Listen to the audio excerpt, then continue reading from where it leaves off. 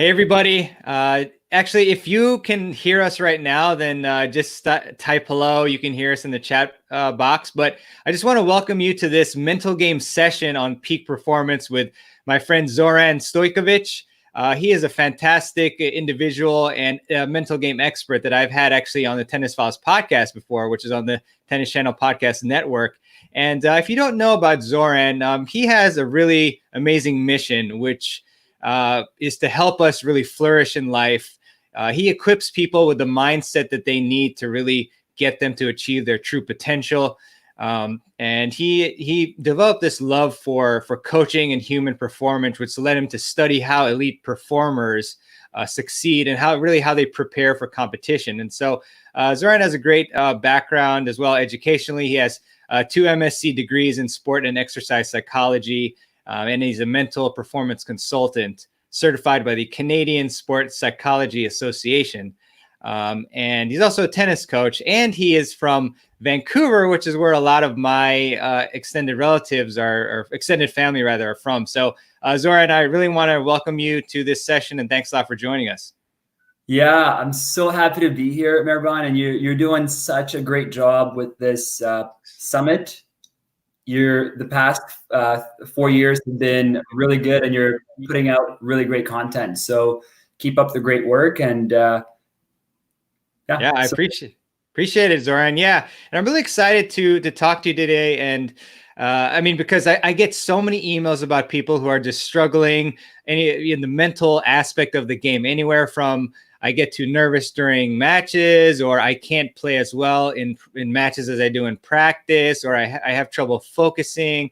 And so it's really important to focus on the mindset. And I know there's been actually quite a few people who have listened to our previous conversation on the podcast, and they've ended up, actually consulting you and working with you. So I think that's really amazing. And so I'm just really excited for it, Zoran. And I know that you prepared a really cool and helpful presentation for us too. So we're going to do kind of a mix, obviously, of checking out your really awesome presentation and then also answering some questions. So there's a chance we may not see all of them, but we'll try our best, and I'll try to monitor actually while Zoran is presenting. So I guess I'll let you kick it off and say anything else that you want to before the presentation.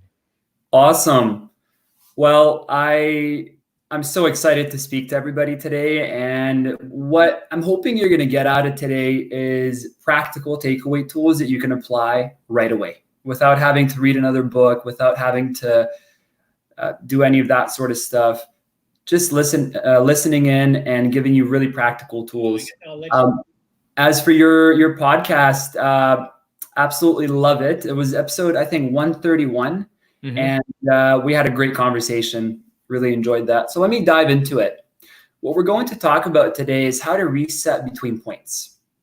And you're going to find out why that's important. But let me quickly tell you a little bit about myself. This photo was taken during a team huddle during provincial championships, or the Canadian version of state championships. I'm the head of tennis at a boarding school team, and so it was a really special moment. As a young athlete, I was a tennis player, and I started late, but I really loved competition. What happened is as I got more into tennis, I realized that, hey, this is kind of fun. Started taking some private lessons and then hitting the courts. What I would find, though, is I'd get to tournaments, and everything I did in practice with my coaches would be forgotten. So it was a puzzle for me. Like, what happens? Why does my arm get tight? Why do I double fault my serves when I can get them in practice? What that led me to is my parents gave me some articles and bought me a couple of books on the tennis mind game. So it was Tim Galloway's book and Brad Gilbert's book on Winning Ugly. Starting with those, I realized that was kind of scratching the surface, but it wasn't really giving me answers. I still had a lot of questions. And when you have a question, what do? Well, what I decided to do is to study it. So I moved to Europe and did my sports psychology degrees, and then moved back to Canada and started a business. Let me dive into the game plan for today, though. Before just before we start, I'd like to ask you a question. To answer the question, you'll take out your phone, or you can do this on your computer, and go to this code here on Mentee.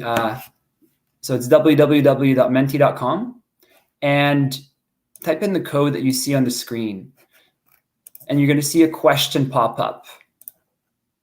I'm curious at who we have listening in live right now. Sweet. And I'm going on the website too to enter the code. So the code is 856840. And again, you just take out your phone, go to the website, type in the code. Yeah, and I highly encourage everybody to do this. It's super easy, and it'll help us a lot to figure out how to help you. So we'll give people some time. Oh, more tennis players so far. Okay, we have some parents as well.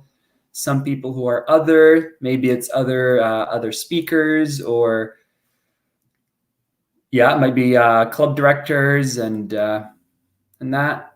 But it looks like we have, look at this is a live result. So it looks like we have the majority of you being tennis players, and I get some of you have multiple roles. So we're going to go back to the presentation, but leave this open because we are going to be using this platform for a couple of other questions. Wow, it looks like we have a good group of people listening in. This is exciting, eh? Yeah, definitely a few hundred. This is amazing. Yeah, very cool platform. So I'm going to go back to, there it is. Go back to the slides here and keep going. The game plan for today is 3 things. Simple. We're going to talk about the break and play ratio. We're going to talk about Red Riley versus Blue Blake. And we're going to talk about the focus plan. By the end of this, you will know what these 3 things are and how to apply them to your tennis. What you see here is a cycle that happens in a tennis match all the time, hundreds of times. And the cycle is the cycle of the break and the play. So we have the point, which takes about 5 seconds on average. It's less on grass and longer on different surfaces, but it takes about 5 seconds. The other 15 seconds, roughly, is taken up by this break.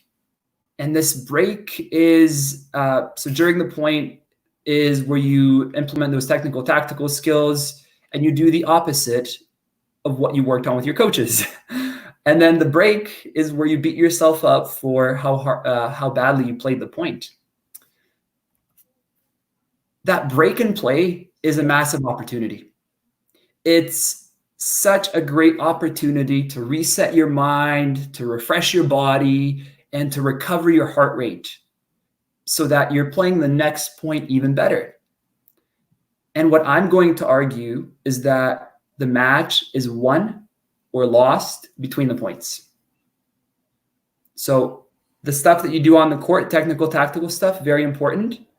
But if you don't take care of the stuff between the points in those breaks of play, you're going to lose the match, no matter how good the technical, tactical stuff is. On those breaks in play, and depending on the situation we're facing, so if it's a tight match, pro tennis now has a 25-second serving clock, so there's some pressure to recover quicker, and the pressure is a factory. It's this factory that creates these thoughts and emotions, and that's important because it steals something away from you by creating these thoughts and emotions. The thoughts and emotions are kind of like your hands. When we have them over our face, it's really hard to see what's going on in the present moment and react appropriately. So what we want to do is we want to lower our hands in our lap because we're not going to make those emotions and thoughts go away. And attention is your most valuable resource as a performer.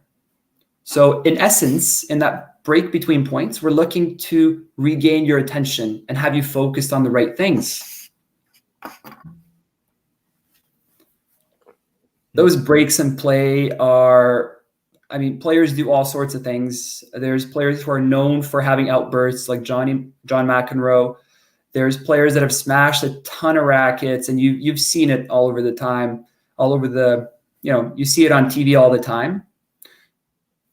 Now, what happens, so let's break this down. So there's two types of players, okay? We have Red Riley and Blue Blake. Red Riley gets tight, is results oriented, overcompensates, and gets anxious between the points. Blue Blake, on the other hand, is loose, is in the moment, accurate, and composed. If you're a Red Riley, we're looking to get you more towards the Blue Blake side of things. And if you're Blue Blake, you want to stay over there because that's what's going to get you those better results overall. I have another mentee question for you. So if you go back to that code that you typed in, we're going to have this question for you of what is, so there is a typo, what is the most distracting situation in a tennis match for you? So you're going to answer the question. Again, that code is at the top, but this website should just refresh.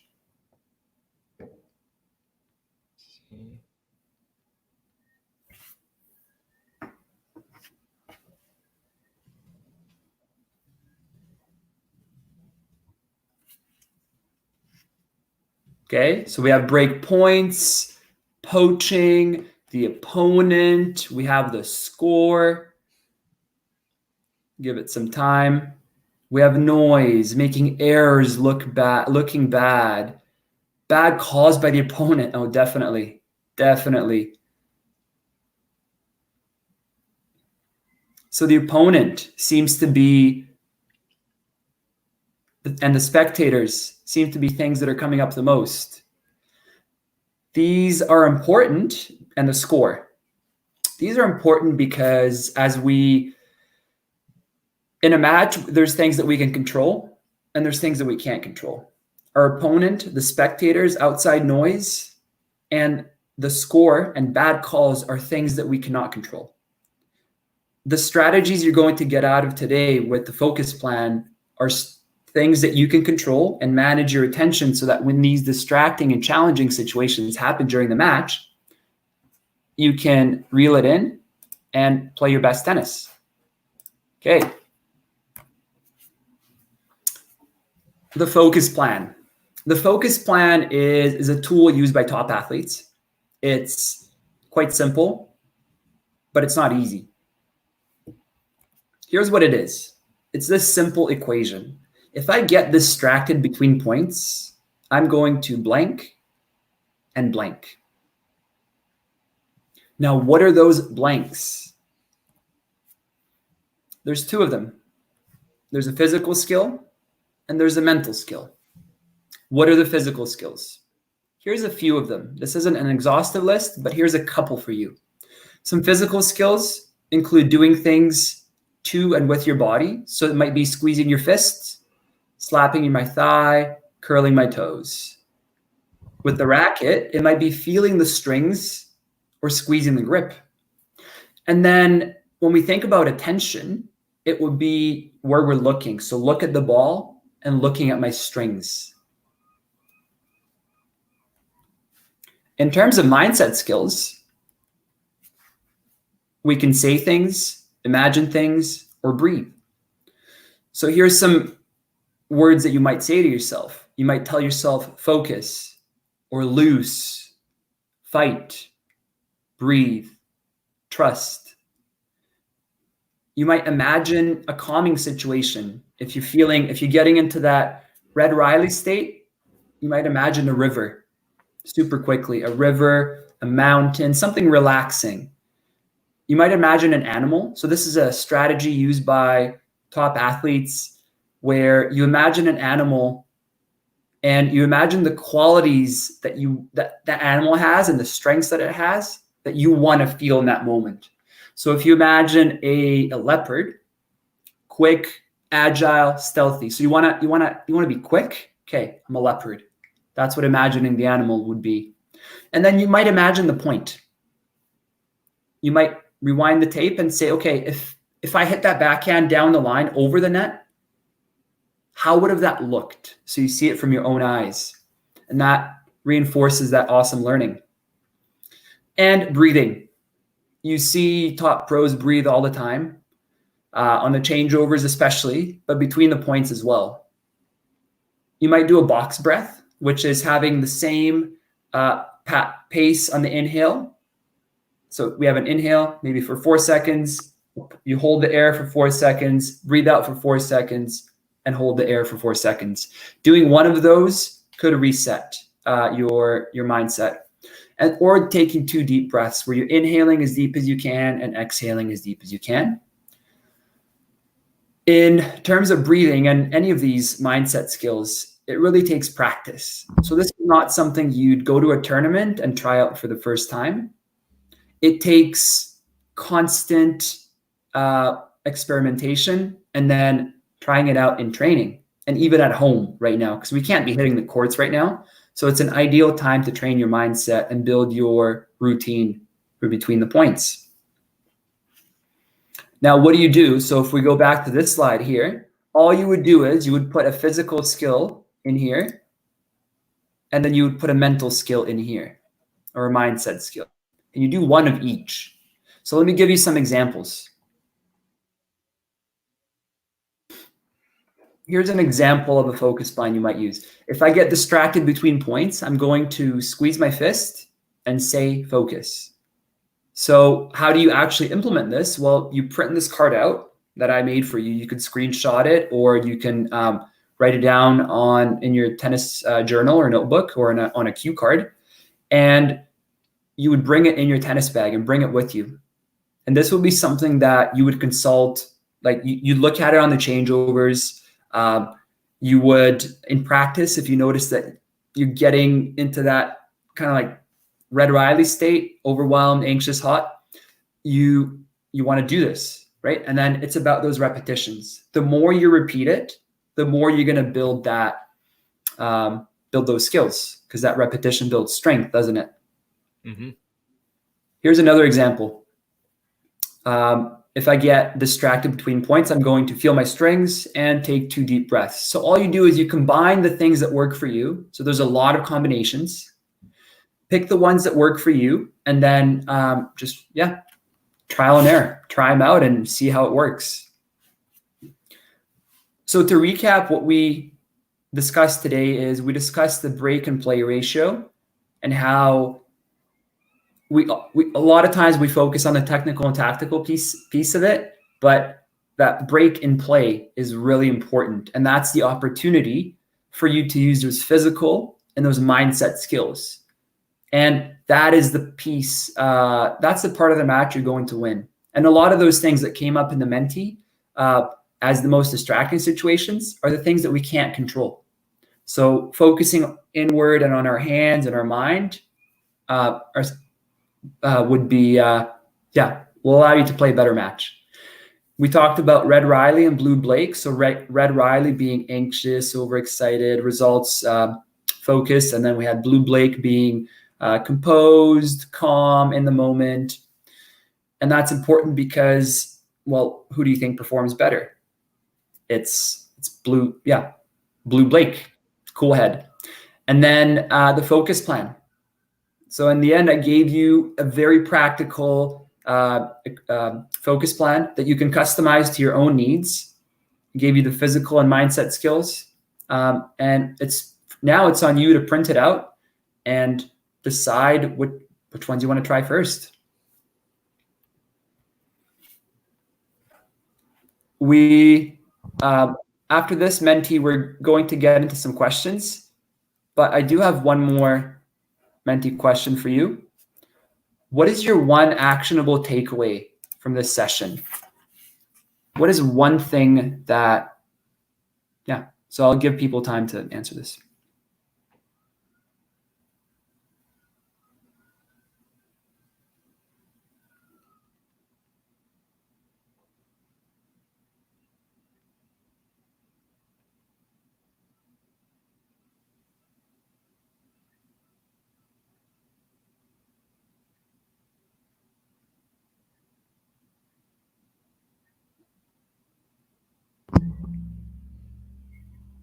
Good stuff. Good stuff.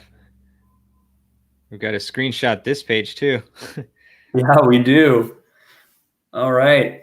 People coming up with focus plan, taking a breath, the mental change, better mental performance, the focus plan, breathing, deep breathing to reset, how to stay focused, new skills, concentration development. It's practical, strive to be accurate, be positive, practical examples to try out in a practice and in a match, right? Positive thoughts and feelings. Awesome. Awesome. So I could see that everybody got something out of this session. And I know there's a lot of people on here, and we want to take some questions. Yeah. So I'm going to leave that open for you and go back to my slides here. I do have one more thing before we go into questions. So I noticed that there's a lot of players or coaches, and then there is parents on the call as well. What we have, so if you want to keep developing this, right? So you got this started. If you want to keep developing this as a player or as a parent of a player, you would get this tennis routine builder. And I'm going to put the link in the chat box for you, but that's just on our website, kizo.ca. It's in the e-store. And if you were a coach who wanted to keep developing some of those sports science skills and mental skills like you're learning from this awesome summit, we have it on Coach's Corner community, which is online.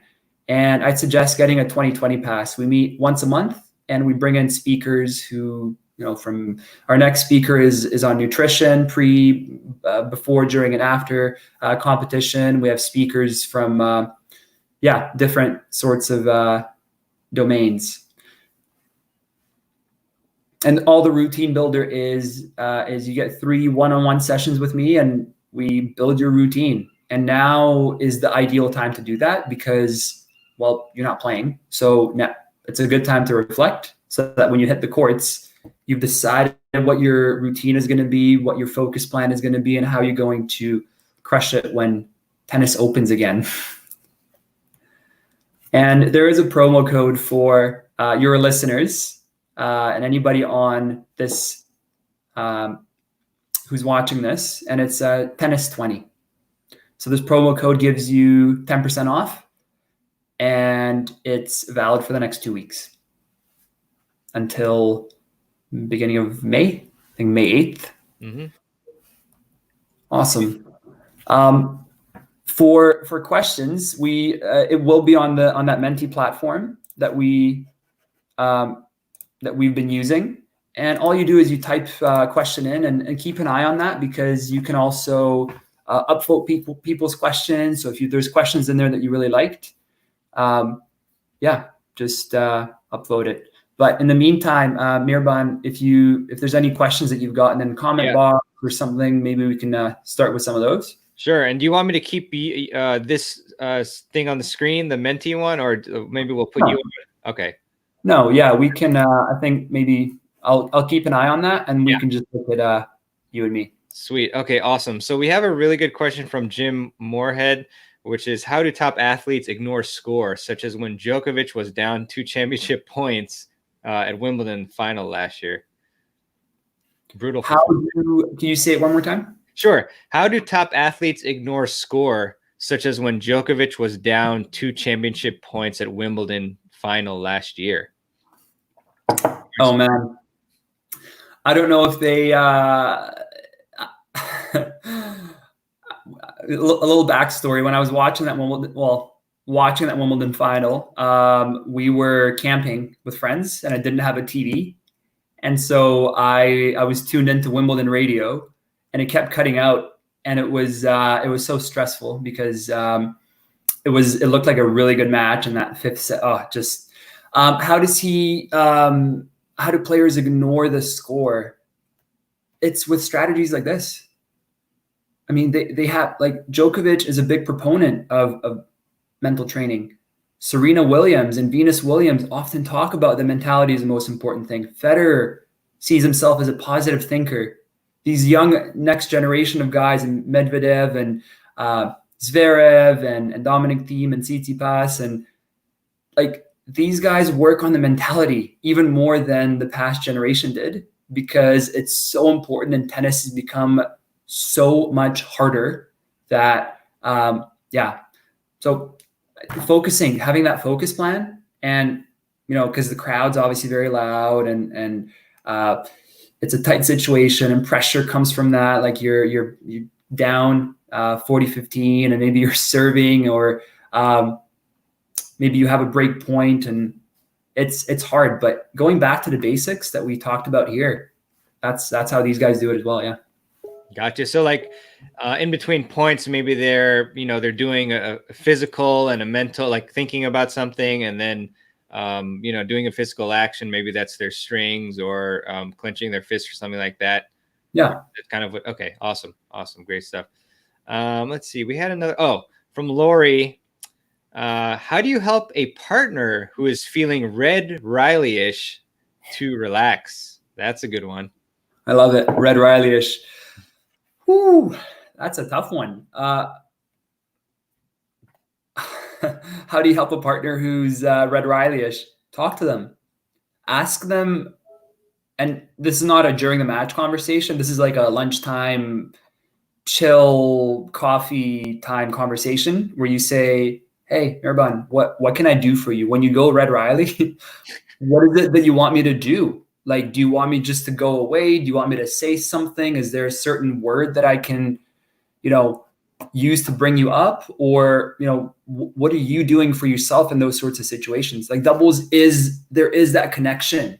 And some players really love that fist bump on between the points. And sometimes it's just eye contact, but ask your partner what they want, and then introduce them to some of these strategies. Like these are things that I encourage you to share with people, and because everybody's going to find something that works from them out of today. Nice. There's a bunch of questions on mentee. Okay. I have them in front of me.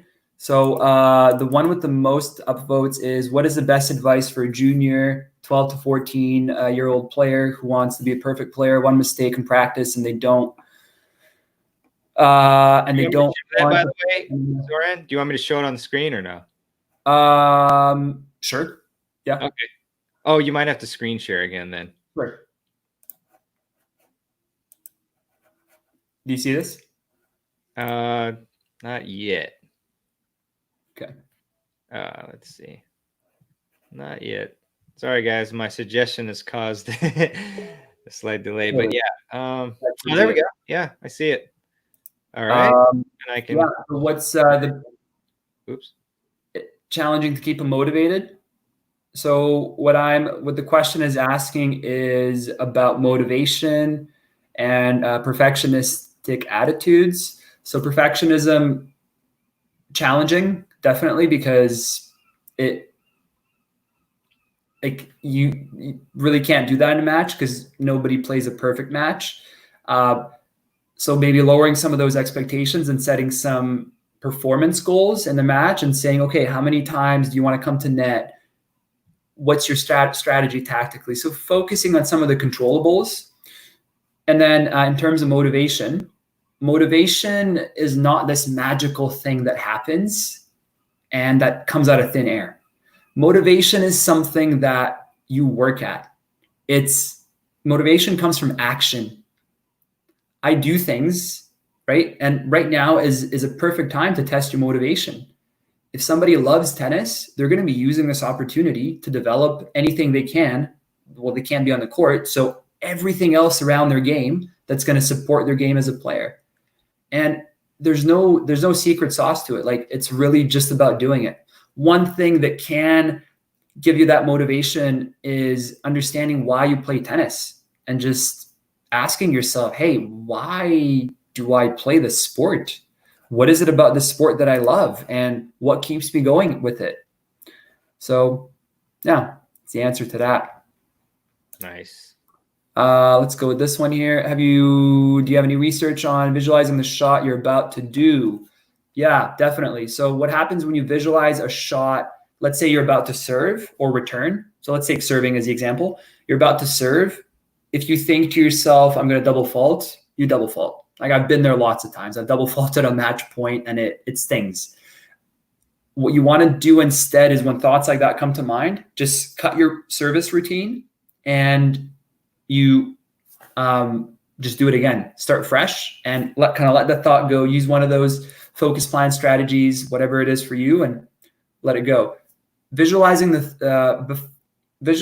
before the shot is important because what does it do? The brain is like it's like a web. Think like a massive spider web. And what happens is when you visualize, you're priming or you're kind of like activating some of those pathways in the brain that are going to get you to execute or perform that skill well. So if you're serving and you picture the serve going into their backhand with what kind of spin, and you picture some of those details, that's more likely to happen. Like that's what the studies say. So yeah, definitely research to support visualizing. Nice. Best advice for a U14 player hoping to play D1? Wow. That's a tough one. Figure out what your strength is and make it even better, because your strength is how you're going to win your matches. And I think there is a tendency to focus on only making the weaknesses better. But figure out what you're really, really good at. Like, is it the speed? Is it this? And then build your game plan around that. If it's endurance, build your game plan around endurance. If it's something else, build your game plan around that. And then start obviously mindset is very important. The physical, so the movement, recovery, sleep, get all those things in order. But just make sure that you're going to practice and you're going with a purpose, like for you, not for your mom or dad, not for your coach, but you're going for you. And that D1 thing could be in the forefront of your mind, but you're really going because you love the game and you want to improve. That's the gist of it. And so going in with some sort of goal every day and saying, look, what do I want to improve today? What's my 1% improvement today? Yeah. So D1, and then whether the player goes to D1 or not, that's really not entirely in the control of the player, is it? There's coaches, there's scouts, there's all sorts of things that happen. Look at this situation, right? Like tennis funding might be cut for a lot of universities, and college sports has been canceled in some conferences and divisions. So, I mean, just doing your best every day for sure. Mehrban, did you want to take a question from one of the other? Yeah, for sure. Let's see. Ooh, this is a good one. Okay, we have AJG forward. How do you consistently keep your focus during points and long rallies? My mind seems to wander after the third strike in the rally. What do you say? Yeah, good question. So his, I think what I'm understanding is he's hitting a couple of shots like in the rally, and the rally's still going and the mind's wandering. Yeah. It really has to do with attention training and just putting yourself into more of those situations. So those longer rallies, like do them. And then when your mind wanders, just keep focused on the ball, keep focused on the rally, keep focused on your footwork, focus on the things that you control. Where are you watching? How are you seeing the ball? Are you seeing the seams on the ball? Where's your racket? Just the things that you physically control. So if you go back to those, you will improve your focus. And it's not like just because I said this, you go out and it's fixed. Right. It's you go out and you put in the time that when you're playing with purpose and you're focusing on the strokes. Where am I watching? And some of those other things that I mentioned. Yeah. And Zoran, what would you think about this suggestion? I mean, I personally found that when I practice meditation consistently, I'm able to kind of deal better with distractions, because the whole premise of meditation is that, it's very normal for random thoughts to come in your mind, but then you just let them go and you come back to the center. So, I mean, do you have your clients practice meditation, and what do you think about that? Look, so meditation, mindfulness, that's one way to do that. And that's, evidence-based.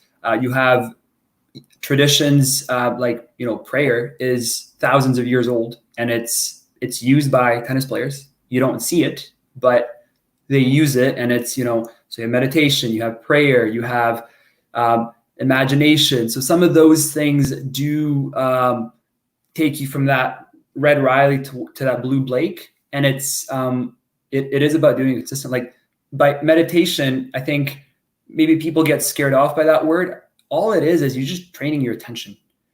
Yeah. Like, and it happens, it's not about, oh, I do my mindfulness or meditation for 10 minutes and then I live my life not in the present moment. It's about what you do every day. Like when you're brushing your teeth, what are you doing? When you're driving your car, are you driving the car? When you're doing, when you're on the tennis court, are you like fully present in that moment? That's what that attention training is. And I think that's kind of at the heart of mindfulness. And yeah. You want to do one more, or do I take one from here? Let's see. Let me see. I just want to try to be fair to the people who asked questions earlier. Oh, interesting. Did I ask this? Oh, yeah, from Andrew. Is there a time that a player needs to be a little Red Riley-ish if they are too unengaged? Oh, definitely. I mean, Red Riley, I think what the question is talking about, aggression. Yeah. Aggression is awesome.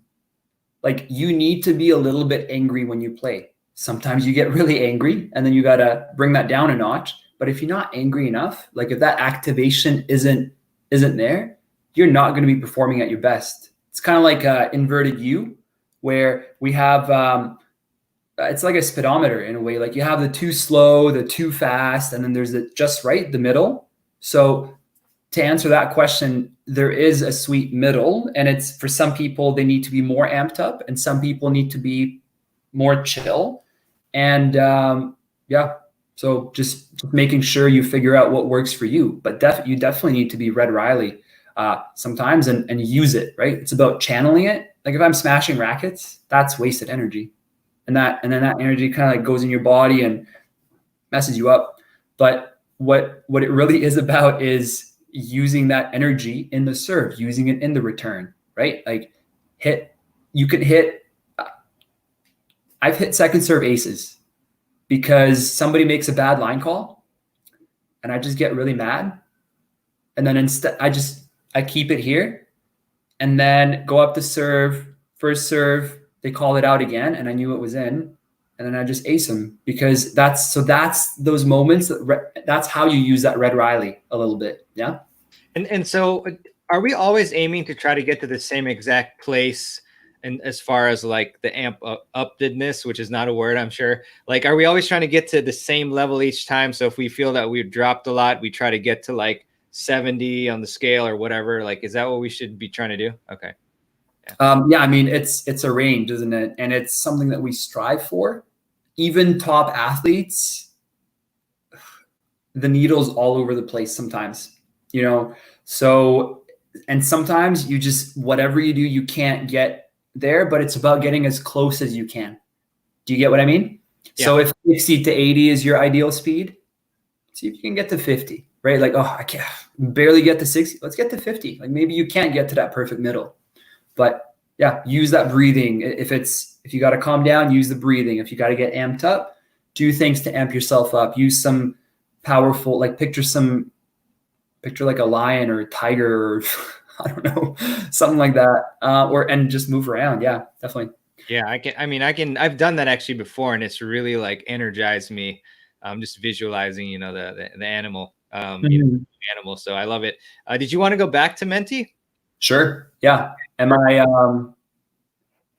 Do you see the screen? I do. Yeah. Let me remove the question here. Players often comment that they lose concentration at key times in a match. What strategies can they develop to prevent this from happening? It's the focus plan.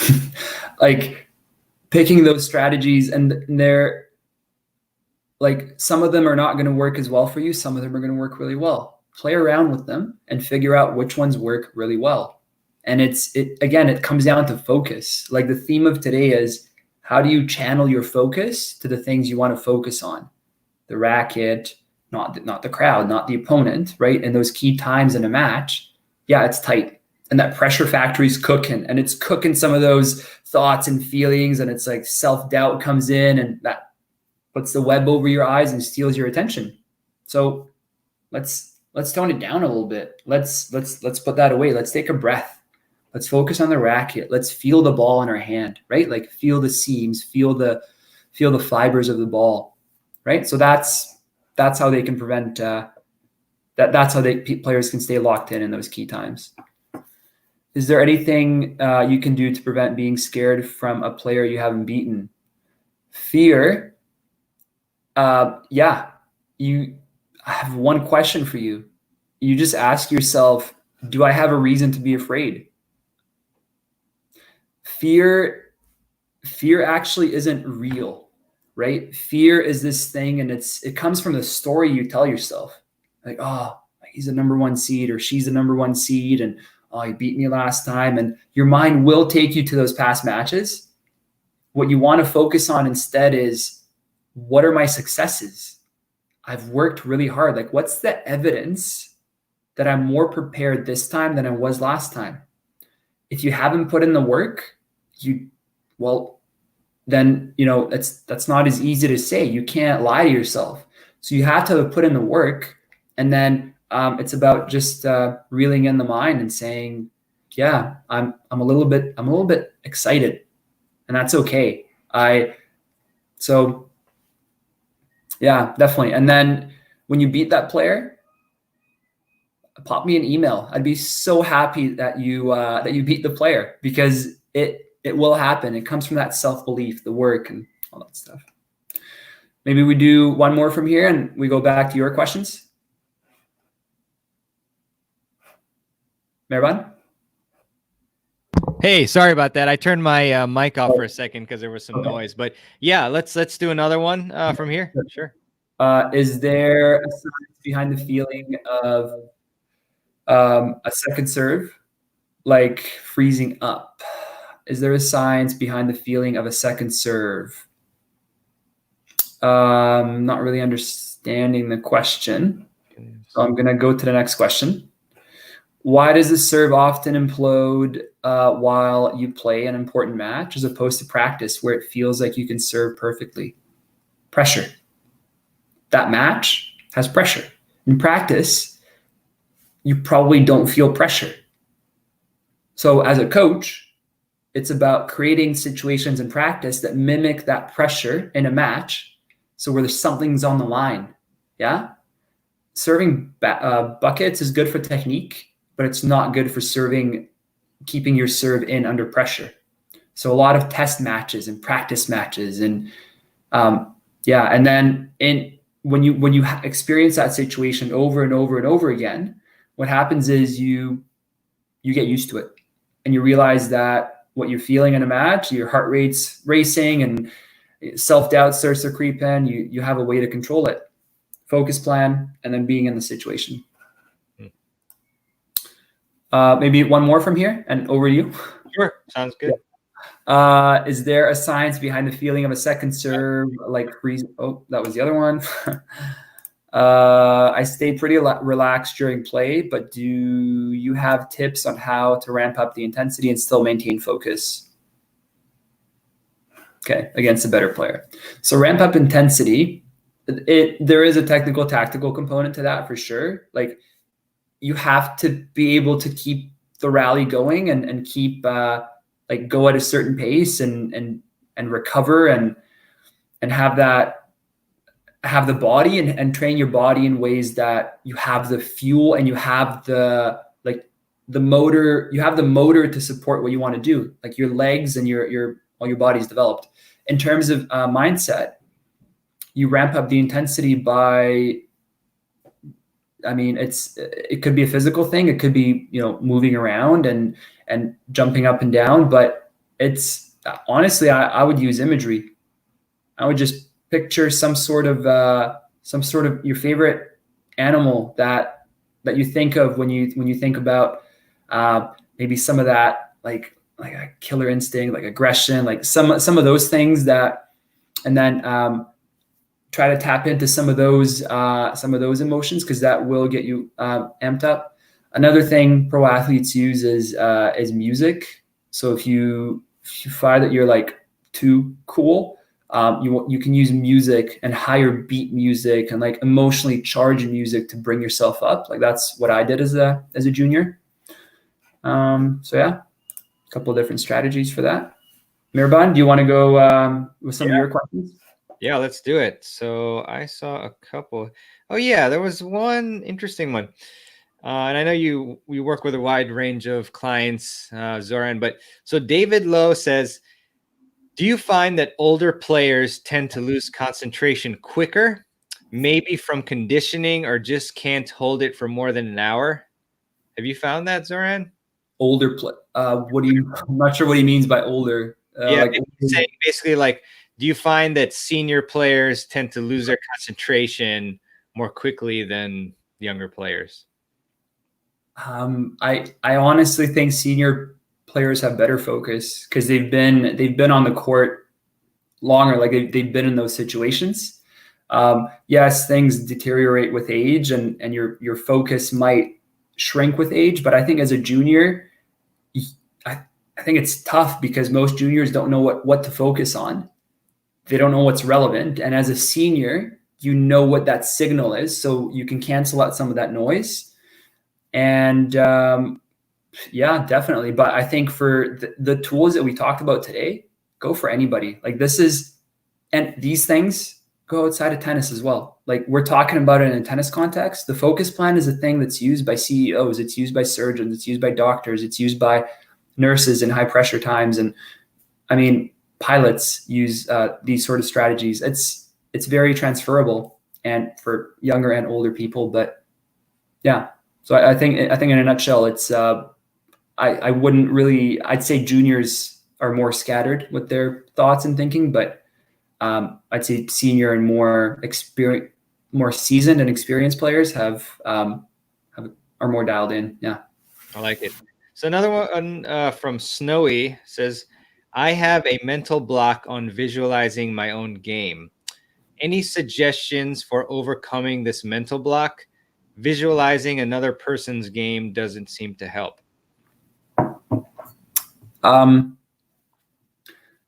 So visualizing is something that takes practice. And the minimally effective dose, or the minimum amount of time if you want to see improvements, is 5 minutes a day. So doing 5 minutes of visualizing a day will build that visualizing muscle. Now, that said, it may not be for everybody. It's evidence-based. Like there's research behind it. It is the most used mental skill by Olympians. 98% of Olympians use visualizing. And so, I mean, it works and athletes use it, but again, maybe it's how you're visualizing. On our website, we have something called a tennis visualizer.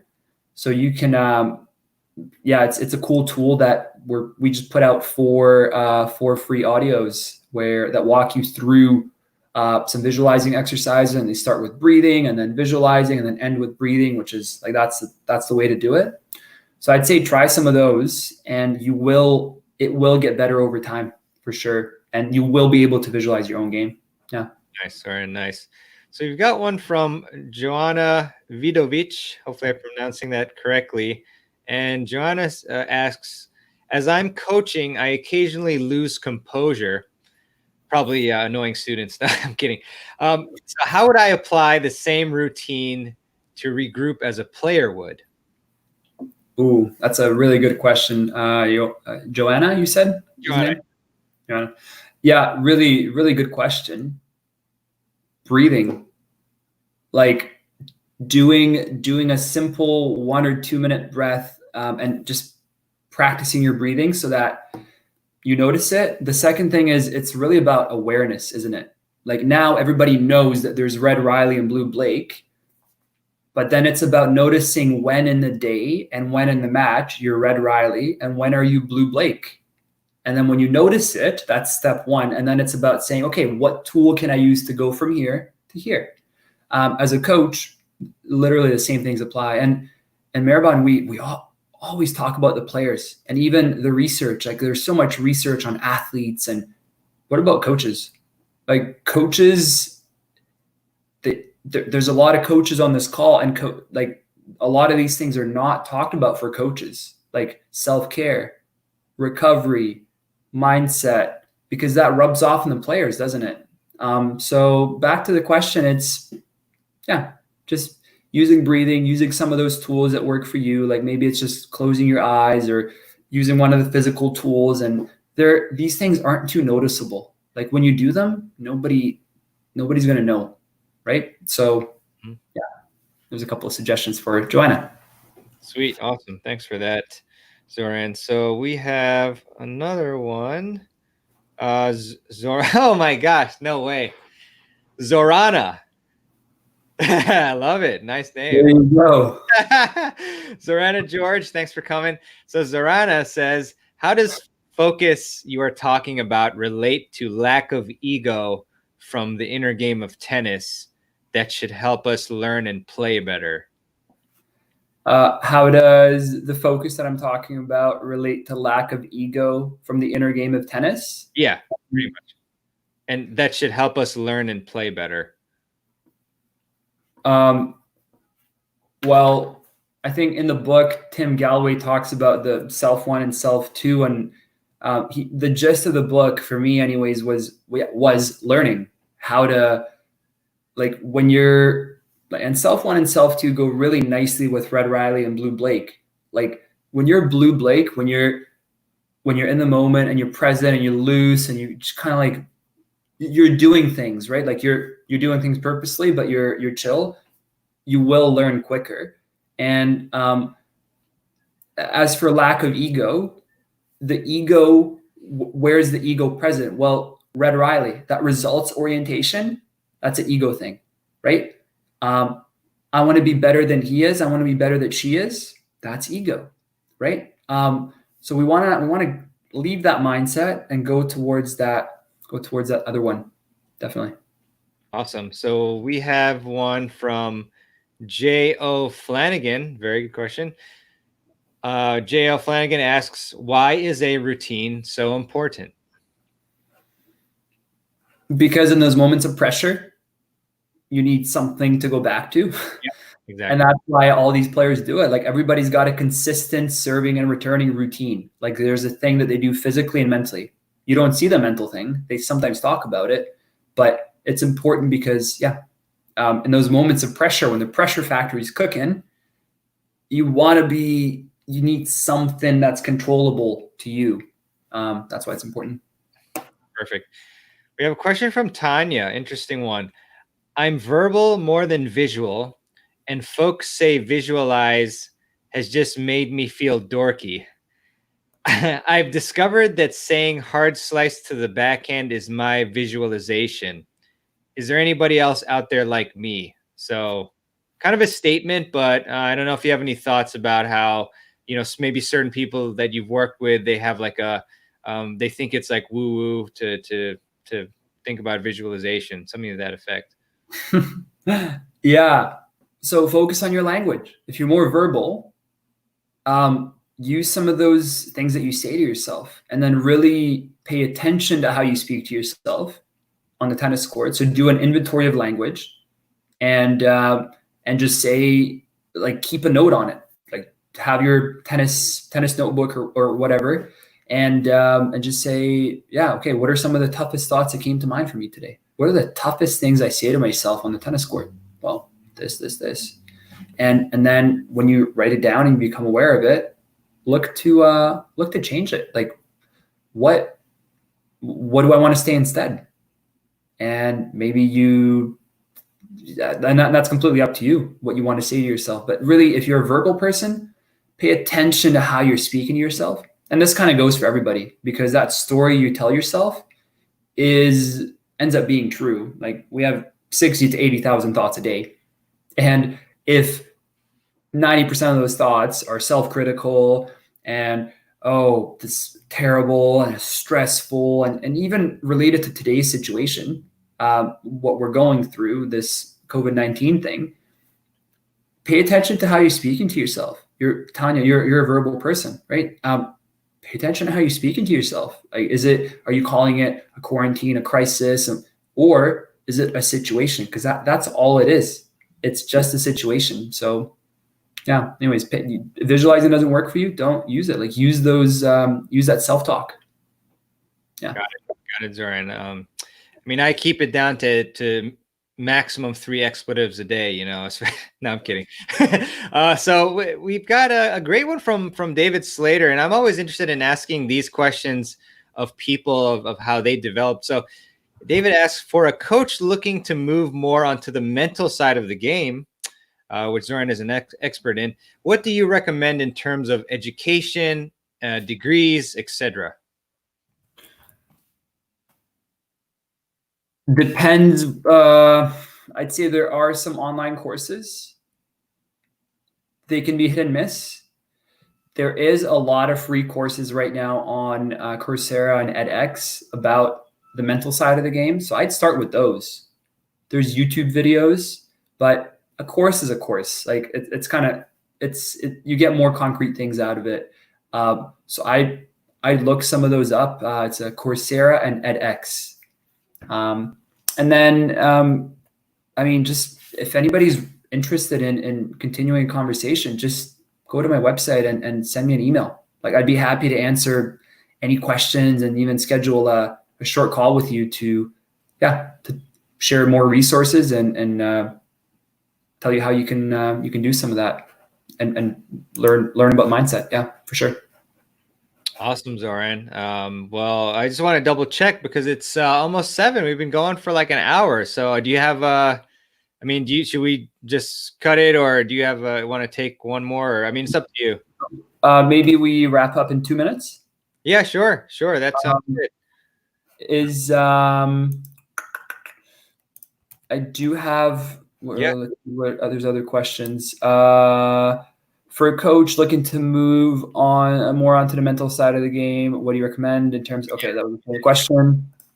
Do you have any other ones? There was one that was, I'm not sure if it's exactly in your wheelhouse, but it says, is there any way that you can absorb the teaching of the coach faster? So I don't know, is there any like mental state that you might want to be in, or something to that effect, to absorb the teaching faster? Yeah, deep focus. Uh-huh. Watch the coach, look him in the eye, watch what are they trying to explain to you? Ask questions. But if just paying attention, that's the one way you're going to engage that deep learning. So pay attention to what they're saying, how they're saying. If you're not sure, ask questions, like put up your hand.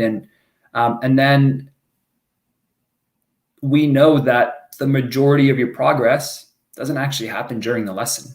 It happens when you work on your own, right? So if serve buckets on your own, put in the time, put in the grind, put in the effort, play with the ball machine, play matches. But it's about, there's a time with the coach, and then there's all this time that's outside of that where you're looking to implement what the coach taught you so that you can improve. Mehrban. Yeah. I put I sent you a couple of links to put in there. Do you see them? Awesome. Yeah, definitely. So those links that I mentioned for players, so that routine builder, and then the coaches corner community are both in the live comments here on the call, and then that code again is tennis20. Sweet, very awesome. Do you have any closing thought? Well, actually, let's do this. What is the next action step to take? Because I think a lot of times people, like, they'll watch presentations, like however awesome they are, like this one. We got some great comments on it, but then they don't act, and then it's unfortunate. So what action step would you recommend that we take after watching this session with you? Yeah. Review your notes if you took notes. If you didn't, as soon as we're done, take out a pen and paper, jot down your favorite thing from the session, reflect on it, and then think about how you can actually implement that into your life in tennis. That's all it is. Put it down on paper and then actually do something. Like, do one thing today, right now, about about that. So if you really like the breathing, do 2 minutes of breathing right after this is done. Try it out. If you like the visualizing, go to our website, check out our tennis visualizer, and put on your headphones and try one of those audios. Yeah. So I'd say do something, right? Like do something with it, and don't leave it written down on a piece of paper. I want to, Mehrban, I want to thank you for inviting me on your summit. I know there's been a lot of great speakers, and I encourage everybody to sign up and get the all access pass, because there's so many good speakers. And again, everybody, you know how to get in touch with me. kizo.ca. So see you again. Yeah, definitely, everybody. Please check out the links that we dropped in the chat. They're still pretty visible high up on here. And I just really want to thank Zoran for all your work and for coming on live, being willing to do this. And it's been great. And like I said, we got a lot of great comments from everybody. Like Serena just mentioned how much, what a great Friday afternoon gift this was. Can't wait to teach and work on this myself. So I love seeing these comments. And yeah, as Zoran mentioned, there's a link below this video to check out the all access pass, so you can have lifetime access to this presentation, which I think alone is worth the price, to be honest. But yeah, really appreciate it, Zoran, and keep doing the great work that you're doing. And I'm sure we'll be speaking again soon. And to everybody who came on, thank you so much also for tuning in and for staying. Howard, Raghu, Jim, Forrest, Gregory, Melina, Tanya, everybody. And yeah, all the best to you, Zoran, and everybody. Thanks. Bye, everybody. See you at the next one.